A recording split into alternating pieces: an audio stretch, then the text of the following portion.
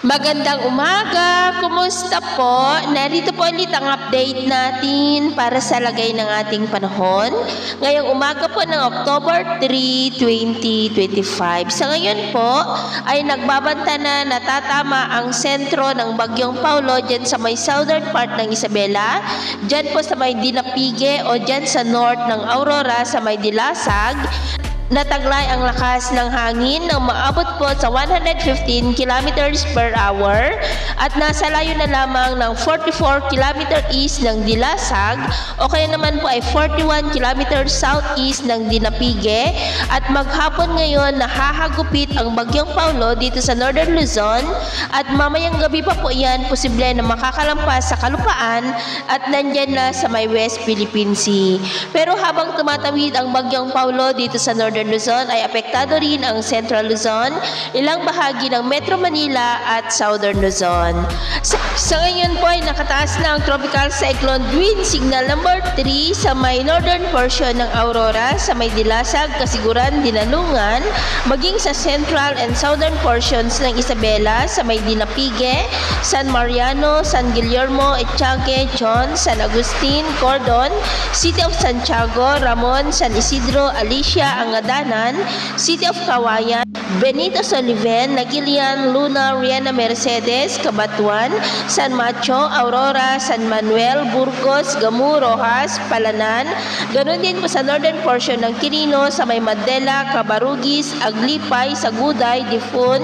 maging po sa northern portion ng Nueva Vizcaya, sa may Jadi, Bagabag, Villaverde, Ambagyo, Quezon, Solano, Bayombong, ganon din sa may Mountain Province, Ifugao, the southeastern portion ng Abra sa may Tubo, the northern portion ng Benguet sa may Mankayan, Bugyas, Kabayan, Bakun, Kibungan, Atok, Kapangan, maging po sa central and southern portions ng Ilocos Sur sa may Sugpon, Alilem, Cervantes, Suyo, Tagudin, Santa Cruz, Sigay, Quirino, Gregorio del Pilar, Salcedo, Santa Lucia, City of Candon, San Emilio, Galimuyod, Lidlida, Banayoyo, Santiago, San Esteban, Burgos, and the northern portion ng La Union, sa may Sudipen, Santol, Balawan, Luna, Bangar, San Gabriel, Baclotan, at San Juan. Signal number 2 naman sa central and southern portions ng mainland Cagayan, sa may Peña Blanca, Tugigaraw, Enrile, Solana, Igig, Tuaw, Piat, Santo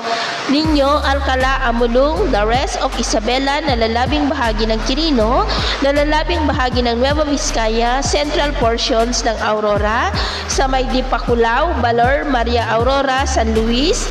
Ganon din po sa northern portion ng Nueva Ecija, sa may Karanglan, Bungabon, San Jose City, Pantabangan, Rizal, Lupao, the central and southern portions ng Apayao, sa may Coner, Cabugao, Kalinga, the rest of Abra, nalalabing bahagi ng Benguet,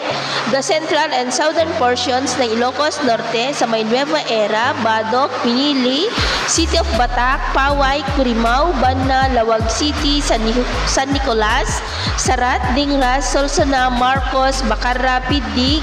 Ganon din po sa nalalabing bahagi pa ng Ilocos Sur, the rest of La Union, the northern portion ng Pangasinan, sa may San Fabian, Sison, Pozorubio, Umingan, San Jacinto, Lawak, Binalonan, San Nicolas, Natividad, Tayug, San Manuel, Asingan, Santa Maria, San Quintin, Dagupan City, Mangaldan, Manawag, Balinaw, Anda, Bani, City of Alaminos, Sual, Labrador, Lingayen, Binmalay,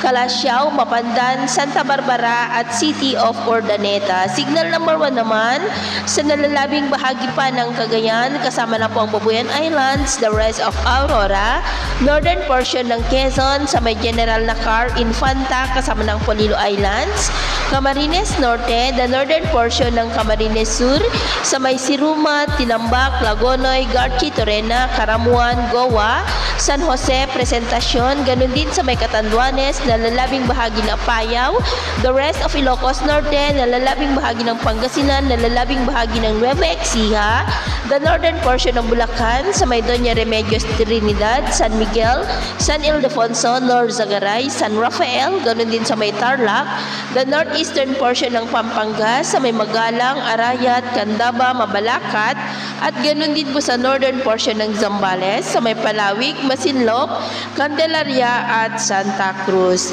Sa mga nabanggit po na lugar, iba yung pag-ingat lamang po dahil posible dyan ang mga banta ng mapagbaha at pagguho ng lupa.